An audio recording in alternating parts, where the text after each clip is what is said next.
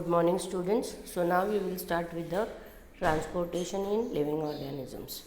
So all organisms, whether unicellular or multicellular, they show an important property of exchange of material with their surrounding as well as with the different parts of their body or cell. Okay. Now the organisms take up oxygen and the nutrients from the surrounding and they are then circulated within the body for different metabolic activities. म्हणजे आता आपण living ऑर्गॅनिझम्समध्ये transportation कसं होतं ते पाहणार आहोत. सगळे जे लिव्हिंग ऑर्गॅनिझम्स आहेत, जर युनिसेल्युलर असो की मल्टीसेल्युलर, त्यांमध्ये एक इम्पॉर्टंट प्रॉपर्टी आहे आणि ती म्हणजे एक्सचेंज ऑफ मटेरियल. आता हे एक्सचेंज ऑफ मटेरियल त्यांच्या सराउंडिंग आणि बॉडीचे डिफरंट जे सेल्स आहेत किंवा बॉडीचे डिफरंट पार्ट्स आहेत त्यामध्ये होणार आहेत. ओके. ऑर्गॅनिझम काय करणार, ऑक्सिजन आणि न्यूट्रिएंट सराउंडिंगमधून घेणार आणि मग नंतर ते बॉडीमध्ये डिफरंट मेटाबॉलिक ॲक्टिव्हिटीजसाठी सर्क्युलेट केले जातात. ओके. आता तुम्ही शाळेमध्ये शिकला आहेत का कॉक्रोचमध्ये कुठल्या टाईपचं सर्क्युलेशन आहे आणि ते दुसऱ्या आपल्या ह्युमन बिंग्सपासून कसं वेगळं आहे. Okay. Now the waste which are generated within they are given out into the surrounding. म्हणजे जे वेस्ट तयार झाले ते सराउंडिंगमध्ये परत टाकून दिले जातात. Now the transportation in organisms and the animals occurs by diffusion and by active transport between the cells. Now this mechanism is suitable where the surface area of the body is large and the distance between the parts of the body is extremely small. Cyclosis is the streaming movement of the cytoplasm which is shown by almost all living organisms like paramecium, amoeba, root hairs of many plants and WBCs in animal. Now this is for the transportation within the cell or it is called as intracellular transport. Okay. In the sponges and coelentrates, that are the lower invertebrates, the surrounding water is circulated through the body cavities. In flatworms, there is a parenchymal circulation. In roundworms, there is no blood vessels and the body fluid is moved around the viscera by the contraction of the body walls and the muscles. Now, this is called as the extracellular transport. म्हणजे काय, ऑर्गॅनिझम्समध्ये जे transportation किंवा ॲनिमल्समध्ये जे transportation होतं ते diffusion आणि active ट्रान्सपोर्टनी होतं आणि हे सेल्समध्ये होणार आहे. हे जे मेकॅनिझम आहे ते कुठे पॉसिबल आहे, तर अशा ठिकाणी जिथे बॉडीची सरफेस एरिया खूप जास्त आहे आणि बॉडीचे जे पार्ट्स आहेत त्यांच्यामधलं जे डिस्टन्स आहे ते खूप खूप खूप कमी जेव्हा आहेत. पॅरामेशियम, अमिबा, रूट हेअर जे आहेत प्लांट्सचे आणि जे ॲनिमल्समध्ये WBC आहेत त्यामध्ये सायक्लॉसिस दिसतं.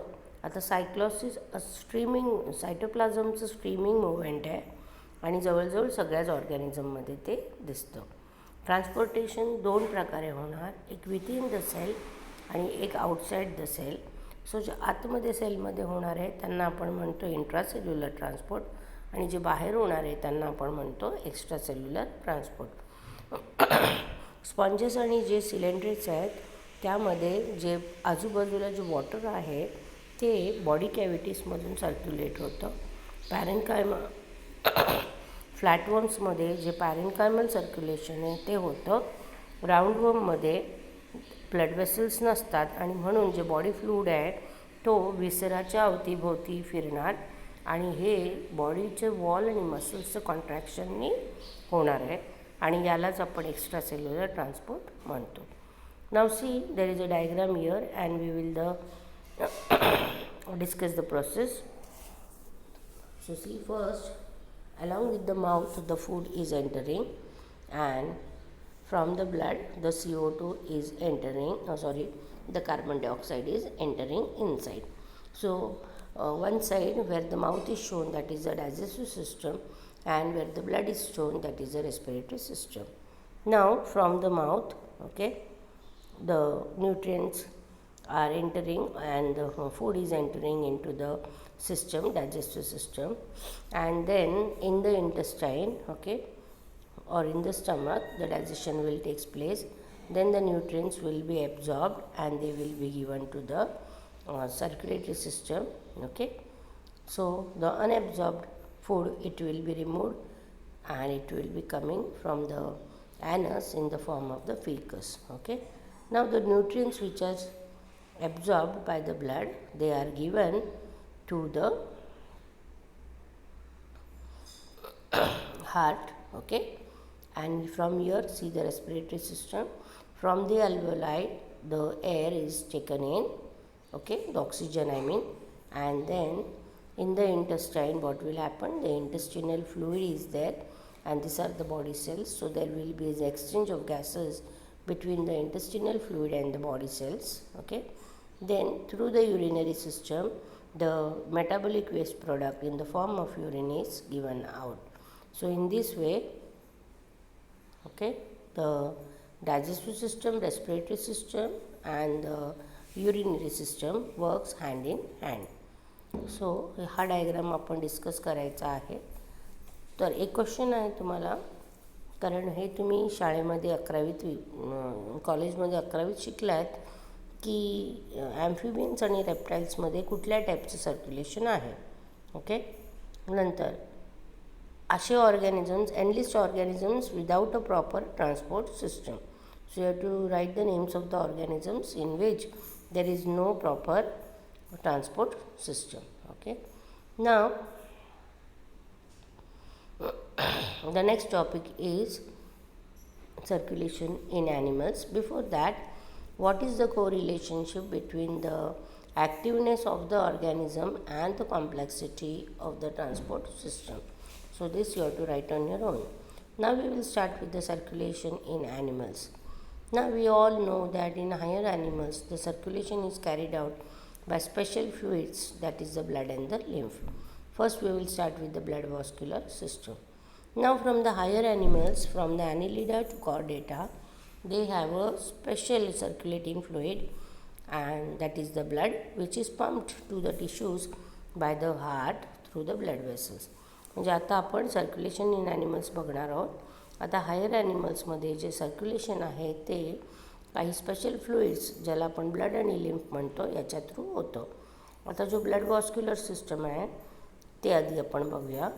ॲनिलिड्स आणि कॉर्डेट्सपर्यंत हे जे सगळे हायर ॲनिमल्स आहेत, ओके, त्यांच्यामध्ये एक स्पेशल सर्क्युलेटिंग फ्लुइड असतं ज्याला आपण ब्लड म्हणतो. हे जे ब्लड आहे ते पंप केलं जातं टिश्यूजपर्यंत, आणि हे हार्टनी केलं जातं, आणि हार्टकडे ब्लडच्या ज्या वेसल्स आहेत त्या मदत करतात, okay. Now there are two types of blood vascular system. One is the open circulatory system and the second one is the closed circulatory system. So first we will see the open circulatory system. In animals which have the open circulatory system, blood is circulated through the body cavities, that is called as the hemocoels. The visceral organ lie in the blood filled body cavity, and then exchange of material will take place directly between the blood and the cells or the tissues of the body. The blood flows with a low pressure, and usually it will not contain any respiratory pigment like hemoglobin, so it does not transport respiratory gases. Examples where the open circulation are seen is arthropods, that is the cockroach, which we have studied in 11th standard, and mollusk. आता जे animals ज्यांच्यामध्ये open circulation आहे ते blood जे आहे ते body कॅव्हिटीजमधून circulate होतं, त्यांना आपण हिमोसिल्स म्हणतो. जे विसरल ऑर्गन्स आहेत ब्लडमध्ये जे आहेत, ओके, त्यांच्यामध्ये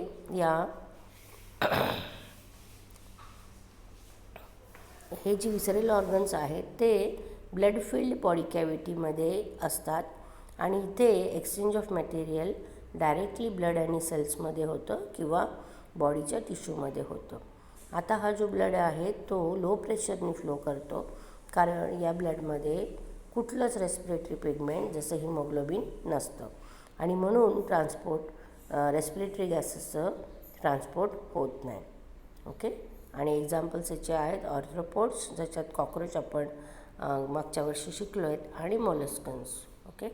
नाव the next, see this is the cockroach which is shown, and you have to write the labelings.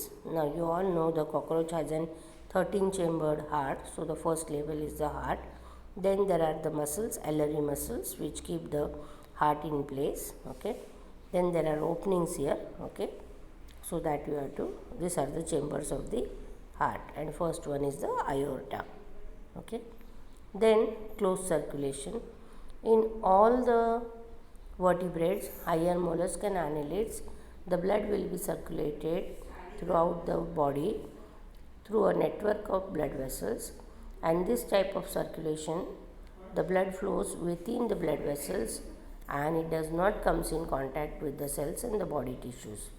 The exchange of the material between the body and the body tissues and the blood, it will be done by an intermediate fluid which is called as lymph. The blood will flow with a high pressure and it will contain the respiratory pigments like hemoglobin for transportation of the respiratory gases. Okay. म्हणजे close सर्क्युलेशनमध्ये सगळ्या वर्टिब्रेट्समध्ये जिथून सगळे vertebrates, then सगळे higher mollusc आणि ॲनिलिड्स यामध्ये close circulation दिसतं.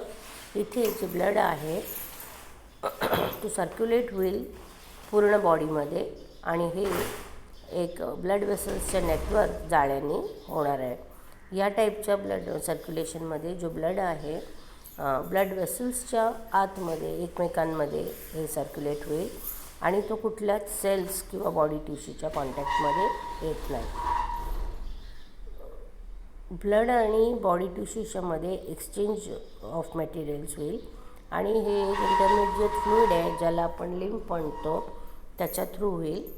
आणि जो ब्लड फ्लो होईल तो हाय प्रेशरनी फ्लो होईल आणि त्यामध्ये रेस्पिरेटरी पिगमेंट्स जसे हिमोग्लोबिन असतील, आणि हा जो हिमोग्लोबिन आहे त्यामुळे ट्रान्सपोर्टेशन होईल रेस्पिरेटरी गॅसेसचं.